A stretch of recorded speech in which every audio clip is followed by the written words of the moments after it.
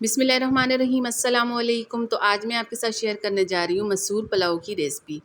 बनाना बेहद आसान है, बहुत ही जल्दी आसानी से बन के तैयार हो जाता है, लेकिन बनता बड़ा ही कोई कमाल का है। आप जिसको भी बना के ये वाला पुलाव खिलाएंगे, यकीन माने वो उंगलियां चाटता रह जाएगा। ये इतना कोई मज़ेदार बन के तैयार होता है। इसी के साथ अगर आप मेरे चैनल पे नए हैं तो प्लीज़ चैनल को भी सब्सक्राइब कर दें। वीडियो पसंद आ जाती है तो इसको लाइक शेयर ज़रूर कर दीजिएगा। तो चलें मज़ेदार किस्म का मसूर पुलाव बनाना शुरू करते हैं। मसूर पुलाव तैयार करने के लिए सबसे पहले मैंने यहाँ पे ली है दाल मसूर। ये मेरे पास 1 पाव दाल मसूर है, इसको मलका मसूर भी कहा जाता है। और 1 घंटे के लिए मैंने इसको पानी में भिगो के रखा है। इसको हमने बॉयल नहीं करना, सिंपल पानी में भिगो के रखना है।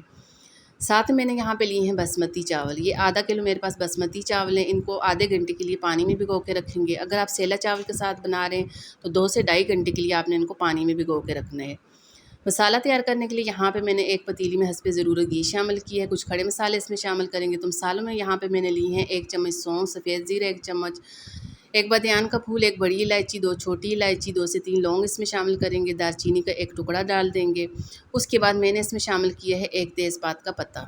ये तमाम खड़े मसाले इस तरह घी में शामिल करने के बाद ना कुछ सेकंड के लिए इनको यहाँ पे हमने घी में फ्राई करना है।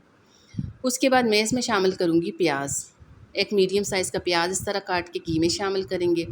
प्याज शामिल करने के बाद इधर आपने इसको करना है अच्छा सा फ्राई। अच्छा सा कलर लाने तक आपने इसको यहाँ पे घी में फ्राई करना है। अब जैसे ही ना प्याज का इस तरह पिंक सा कलर आ जाता है, अभी हमने इसको फुल ब्राउन नहीं करना। जैसे ही इस तरह पिंक से इसका कलर आ जाए, उसके बाद मैं इसमें शामिल करूँगी लहसुन अदरक का पेस्ट। 1 चम्मच भर के इसमें लहसुन अदरक का पेस्ट शामिल करेंगे। साथ में इसमें शामिल करूँगी हरी मिर्चें। 6 से 7 हरी मिर्चें काट के इस तरह इसमें डाल देंगे। ये तमाम चीज़ें इसमें शामिल करने के बाद ना अब इन तमाम चीज़ों को हमने करना है अच्छा सा घी में फ्राई।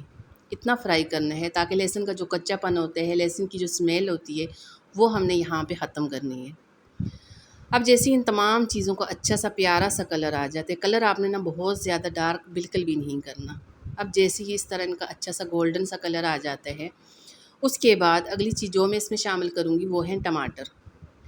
अच्छा, 3 से 4 आपने मीडियम साइज़ के टमाटर लेने हैं। टमाटर को इस तरह रफली काट के टमाटर इसमें डाल देंगे। टमाटर शामिल करने के बाद ना इधर आपने टमाटर की अच्छी सी बुनाई करनी है ताकि टमाटर थोड़े बहुत सॉफ्ट हो जाएँ।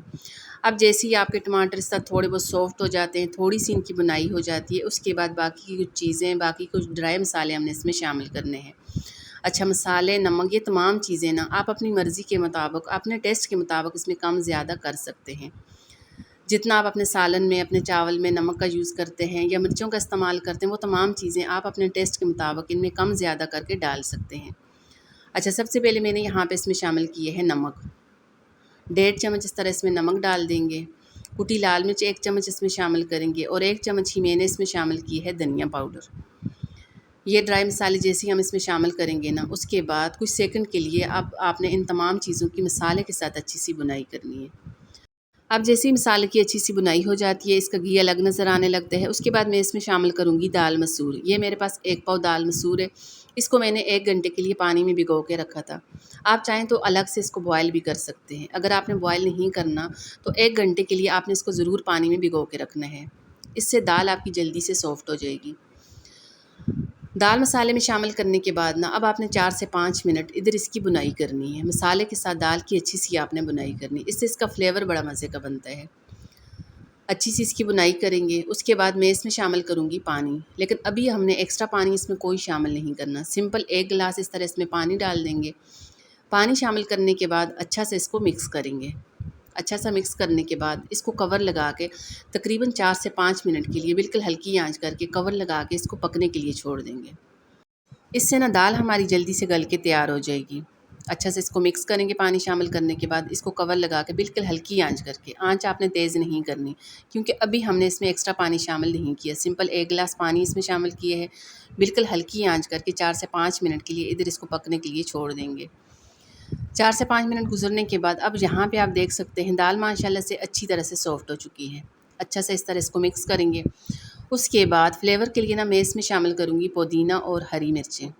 1 मुट्ठी इस तरह पुदीना इसमें शामिल करेंगे, साथ में हरी मिर्चें डाल देंगे और इसको ना अच्छा सा मिक्स करेंगे।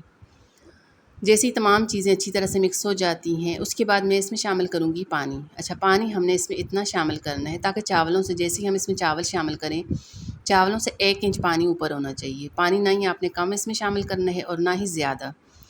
एक्स्ट्रा पानी भी हमने इसमें शामिल नहीं करना, बस चावलों से 1 इंच पानी आपका ऊपर होना चाहिए। पानी डाल देंगे, पानी डाल के ना इसको यहाँ पे अच्छा सा मिक्स करेंगे और इसको ना यहाँ पे पकने के लिए छोड़ देंगे ताकि पानी में अच्छा सा बॉयल आ जाए।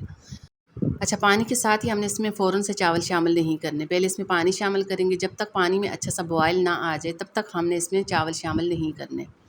अब जैसे ही इस तरह पानी में अच्छा सा बॉयल आ जाता है, उसके बाद मैं इसमें शामिल करूँगी चावल। ये मेरे पास आधा किलो बासमती चावल हैं। आधे घंटे के लिए इनको मैंने पानी में भिगो के रखा था। इस तरह चावल इसमें डाल देंगे।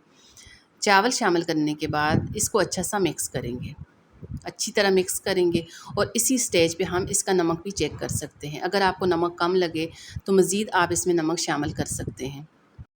चावल शामिल करेंगे। चावल शामिल करने के बाद ना शुरू के 2 से 3 मिनट हमने इनको फुल आंच पे पकाना है ताकि तमाम चावलों में एक जैसा बॉयल आ जाए।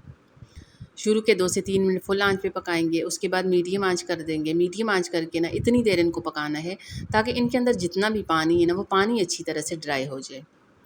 अब जैसे ही तमाम चावलों का पानी इस तरह ड्राई हो जाता है, उसके बाद ना अब इनको दम लगाएंगे। तो यहाँ पे आप देखें तमाम चावलों का पानी अच्छी तरह से ड्राई हो चुका है। अब इसको कवर लगा के तकरीबन 15 से 20 मिनट के लिए मैं दम लगा दूँगी। तो मैंने इन चावलों को तकरीबन 15 से 20 मिनट के लिए दम लगा दिया था। तो माशाल्लाह से इधर हमारे चावलों की लुक देखें, कितना ज़बरदस्त किस्म का हमारा मसूर पुलाव बन के तैयार हुआ है।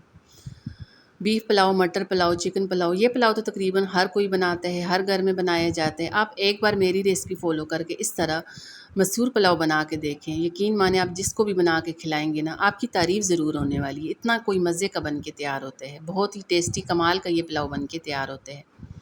जब भी आप ये वाला मसूर पुलाव बनाएं, साथ में थोड़ा सा दही का रायता तैयार करें, थोड़ा सा सैलेड बनाएं और अपने घर वालों को बना के खिलाएं। यकीन माने वो बार बार आपसे इसकी फरमाइश करेंगे। ये इतना कोई मज़े का बन के तैयार होता है। तो चलिए जी, माशाल्लाह से पुलाव हमारा बन के तैयार हो चुका है। आज की मेरी रेसिपी, आज की वीडियो अगर आपको पसंद आ जाती है, अगर आपको अच्छी लगती है, प्लीज़ इसको लाइक शेयर ज़रूर कर दीजिएगा। साथ में मेरे चैनल को भी सब्सक्राइब कर दें। दुआओं में याद रखिएगा। अल्लाह हाफ़िज़।